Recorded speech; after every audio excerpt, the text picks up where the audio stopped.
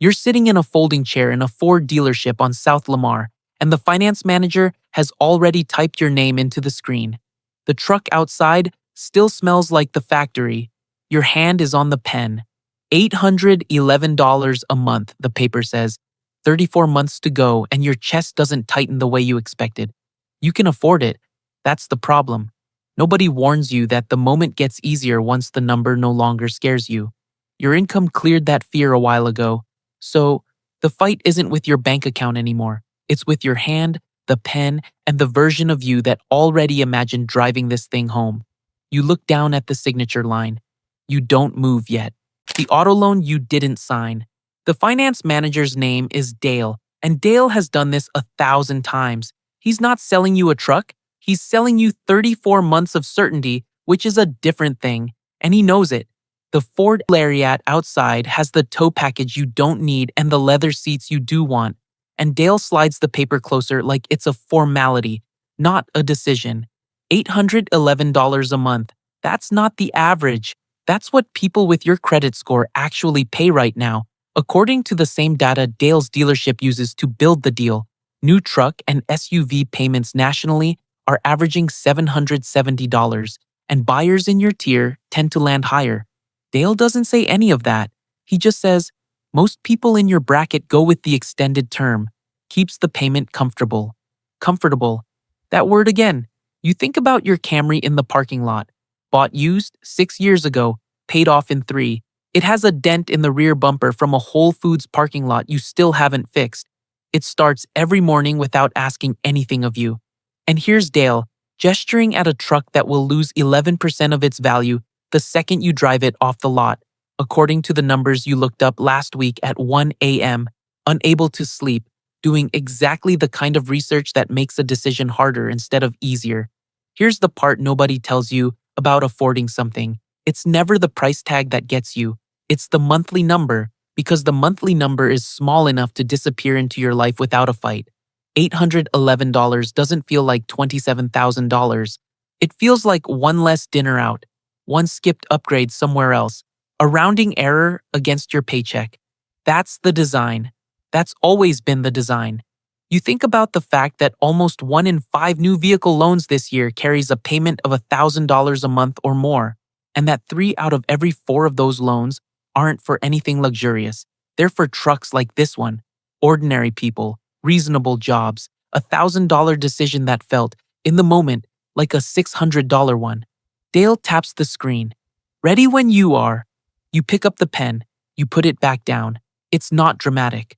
Nobody in the room notices except Dale, and even he's seen this enough times not to react. You say you need to think about it. He nods like he's heard that 100 times too, because he has, and most of those 100 people came back on Saturday. You don't come back on Saturday. You drive the Camry home instead, windows down on Mopac, the dent in the bumper catching the last of the evening light. Nothing about your life looks different. Same apartment, same seat with the crease worn into it, same everything. But that night, instead of opening a loan application, you open your Vanguard account and increase your automatic transfer by the exact amount Dale quoted you. $811, moving itself out of your checking account every month from now on before you can talk yourself out of it, before a better mood or a worse day gets a vote. Nobody congratulates you for this. There's no screenshot worth sending anyone. The truck is still sitting on that lot tonight, under the lights, waiting for someone whose chest didn't do what yours just did. You go to bed thinking about the difference between a number that leaves your account and disappears and a number that leaves your account and starts working. It's the same amount either way. It just depends on where it lands.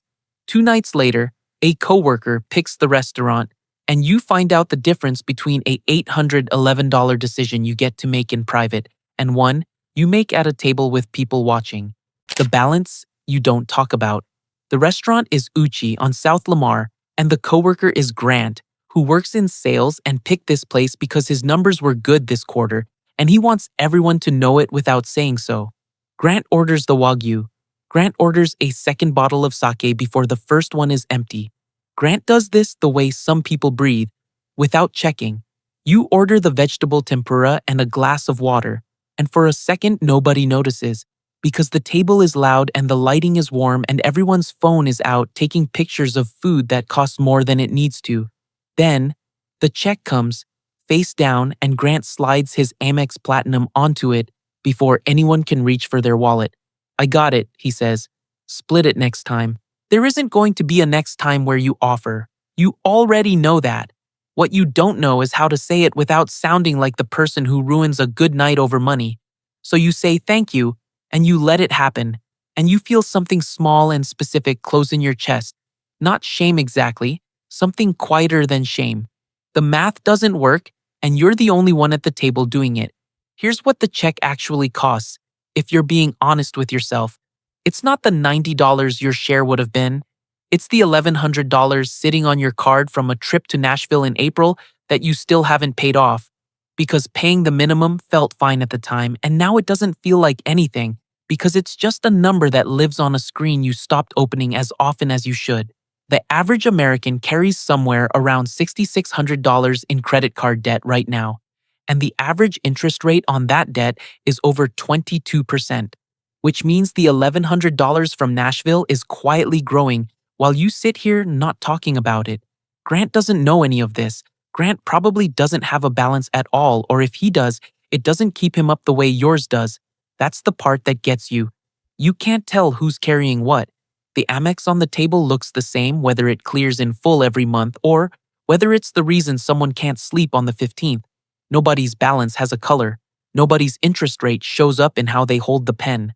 You think about your Vanguard transfer from 2 nights ago, sitting there doing something, while this $1,100 sits somewhere else, doing something too, just backward, growing against you instead of for you. Same word, opposite direction. You've never put it that way to yourself before, but sitting at this table, watching Grant wave off a second dessert menu like it's nothing, the shape of it finally lands. On the walk to your car, you open your banking app under the parking garage lights and look at the Nashville balance for longer than you have in weeks. You don't pay it off tonight. You don't have it to spare tonight, but you move $50 over anyway, more than the minimum, and you set a reminder for payday to do it again. It isn't a fix. It's a start, and starts don't feel like anything the night you make them. Grant texts the group chat on your drive home. Same time next month, you leave it on red, not out of anger, just because you're doing math he isn't doing, and you need a minute before you can answer honestly. 3 weeks later, your manager calls you into her office with a folder in her hand, and the number on that folder is about to make every decision you've made so far look small by comparison. The raise that isn't really a raise. Your manager's name is Denise, and Denise doesn't do small talk before big news, so when she closes her office door and slides a folder across the desk, you already know before you open it. 11%. Your new salary is printed at the top in a font that feels bigger than it needs to be, and for a second, you just look at it, the way you looked at the truck 2 weeks ago, feeling the same lightness in your chest. You earned this, Denise says, and she means it, and you did. You walk back to your desk, and you don't do any work for 20 minutes. You do math instead. Bad math, excited math, the kind that rounds up and forgets taxes. By the time you leave the office that day, you've already mentally spent the raise 4 different ways, and none of them are your Vanguard account. The leasing agent's name is Bethany, and Bethany is showing you a 1-bedroom on the 31st floor of a high-rise, a few blocks from the new Google Tower downtown, floor-to-ceiling glass, a view of the river you didn't know you wanted until you were standing in front of it. The rent is close to $3,000 a month. Your current place, the one with the dent-adjacent parking lot and the window unit that rattles, runs you a little under $1,400. A lot of people your age are making this move right now, Bethany says, especially with the raises going around this year. You stand at the window, and you can see the whole city doing exactly what you're about to do. Buildings full of people who just got a number on a piece of paper and are already spending it on a view. It doesn't feel like a decision in the moment. It feels like arriving somewhere you were always headed. You tell Bethany you'll think about it. You drive home with the skyline still in your side mirror. That night, you sit at your kitchen counter with a legal pad, which is not a cinematic decision. It's just the only paper you have, and you do the math for real this time. The 11% raise adds about $800 a month to your paycheck after taxes. The new apartment costs about $1,600 more than your current one. You write that down and stare at it. The raise was supposed to be room to breathe. Instead, it's already short by $800 before you've even signed anything. And that's before the auto transfer to Vanguard, before the extra $50 chipping away at the Nashville balance, before anything else in your life that hasn't changed just because your salary did. This is the part nobody warns you about with a raise. It doesn't arrive as extra money, it arrives as a decision. Whether it becomes freedom or whether it becomes a new floor under your expenses that you can never go back below. Rent doesn't work like a truck payment. There's no walking it back onto a lot. Once you're paying $3,000 a month for a view, you're paying $3,000 a month for a view in every version of your life that follows, good years and bad ones alike. You call Bethany the next morning and tell her you're going to stay where you are, at least for now. She's polite about it, professional, on to the next tour by lunchtime. You hang up and you don't feel triumphant. You feel like you dodged something you can't quite name yet. Instead, you take that $800 and you split it. Some to the Vanguard transfer, some to the card from Nashville, and for the first time since the raise landed, the number on your legal pad actually points somewhere. You still haven't opened your retirement account in longer than you'd like to admit, and that's the number that's about to catch up with you. Average versus median. Your retirement account app has a notification badge on it you haven't cleared in 4 months, and you finally open it on a Sunday night for no reason except that the number on your legal pad from the raise conversation is still sitting on your kitchen counter, staring at you every time you make coffee. The app takes a second to load your balance, and in that second, you brace yourself the way you'd brace for a scale after a bad week. Then, the number appears, and it's fine. It's not exciting, it's not embarrassing, it's just there. A little under $60,000, built slowly out of paychecks you barely remember receiving. You almost close the app. Instead, you tap into the comparison tool, the one that shows you where you stand against other people your age. And this is where the evening gets complicated. The average person your age, you're 35, has about $63,000 saved for retirement this year. So you're basically right in line. That should feel fine. It does for about 4 seconds. Then you remember something a financial newsletter mentioned back in the spring, half read on your phone during a commute. Averages and medians are not the same thing, and the gap between them tells you more than either number alone. The average gets pulled upward by people with enormous balances. The ones who started at 22, never missed a match, never touched the money. The median is the person actually in the middle. Most breakdowns this year put that middle figure well below the average once you account for how few people are contributing consistently in the first place. You don't know your exact percentile, but you know enough to understand that average was never the number that mattered. It's the number that makes you feel comfortable enough to stop looking. Your college roommate Whitney texts you a screenshot at that exact moment, unrelated, just her retirement account hitting a round number she's proud of. You feel the old flicker of comparison, the same flicker from the restaurant with Grant, except this time it points somewhere useful. You don't spiral. You just open your contribution settings. You're putting in 6% right now, enough to get your company's match, and you've told yourself for 2 years that 6% is responsible. Sitting here tonight, you do the math you've been avoiding. Savers across the country, on average, are now putting away just over 14% of their pay into retirement accounts this year, employer match included, the highest that number has ever been recorded. You're less than half of that. You raise your contribution to 9%. Not the full jump, just enough to feel it in your next paycheck without panicking about the Nashville balance you're still chipping away at.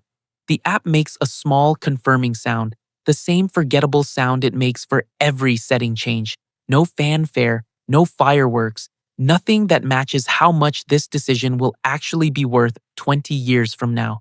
You close the app and sit there for a minute in your kitchen, in the same seat where you did the math on the apartment 2 weeks ago. Nobody's going to ask you about this tonight. Nobody's going to know you did it at all, which is starting to feel like the whole point. The version of you that's actually building something rarely looks like anything from the outside. 2 days later, A calendar invite lands in your inbox with a subject line vague enough to make your stomach drop before you've even opened it. And every quiet decision you've made this month is about to get tested at once. What the emergency fund was for.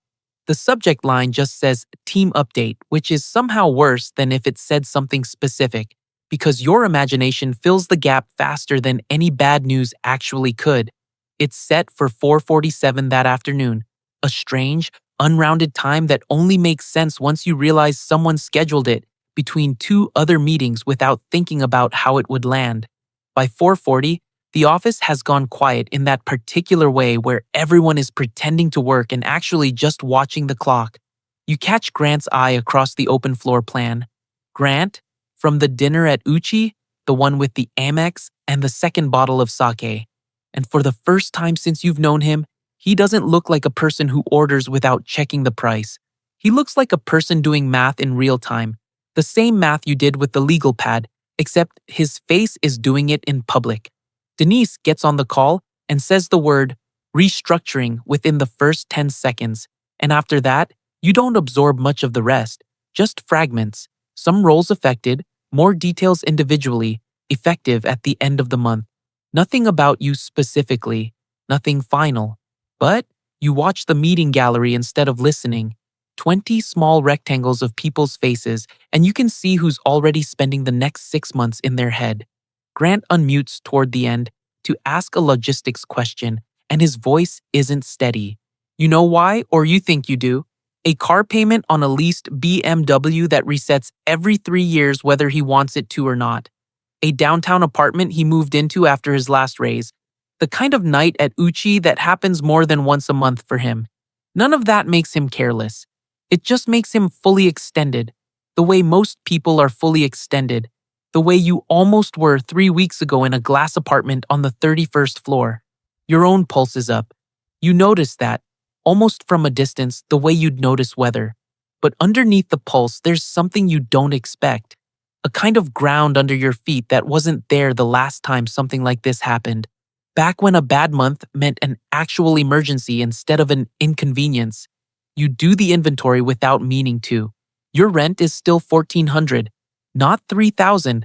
There's no truck payment because you left that pen on the table in the dealership. The Vanguard transfer is coming out automatically, whether you're employed or not, which suddenly feels less like discipline and more like foresight.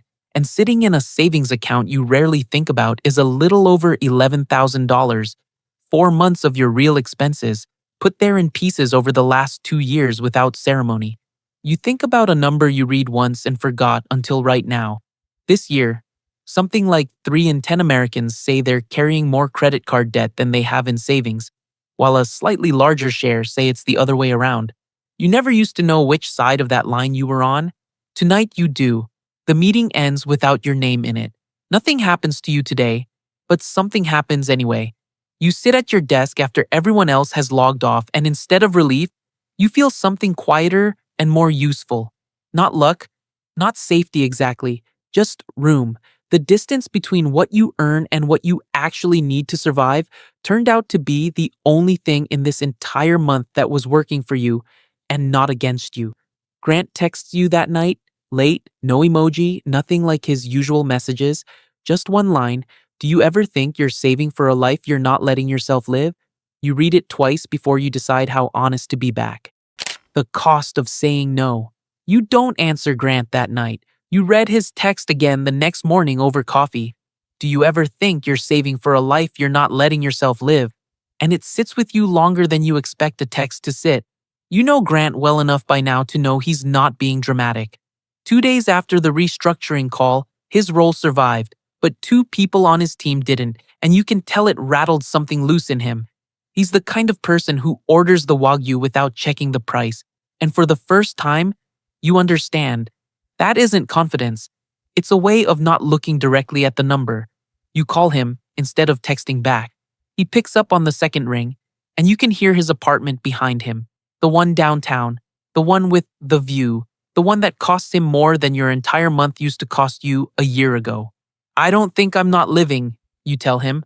I think I'm choosing what to spend on carefully enough that the rest of it stays mine. He's quiet for a second. Then, He says the thing that actually gets to you. Yeah, but what if the market never crashes and you never need the emergency fund and you just saved for nothing? It's a fair question. You've asked it of yourself, usually around midnight, usually after watching someone post from somewhere you'd like to go. There's a version of saving that's wisdom, and there's a version that's just fear wearing a budget spreadsheet, and you've spent enough nights unsure which one you were doing. But you tell Grant the truth, the same truth you worked out for yourself on the kitchen counter weeks ago. You're not saving to avoid a life. You're saving so a bad quarter, a bad email, a 447 meeting with a vague subject line doesn't get to decide your life for you. The $11,000 sitting in your savings account isn't a number you're proud of showing anyone. It's a number that means you got to sit through that meeting without your pulse deciding your future. You ask him what his version of the number looks like. If his BMW lease ended tomorrow, if the apartment rent doubled, if the job disappeared for 4 months, what would actually happen? He doesn't answer right away, and that silence tells you more than anything he could have said. I don't know, he finally admits. I've never actually done that math. You don't lecture him. You've been on the other side of that exact silence. At the truck dealership, at the apartment with the skyline view, at the restaurant table doing arithmetic. Nobody else at the table was doing. You just tell him what you told yourself. It's not about spending less. Some months you still spend on things that matter to you.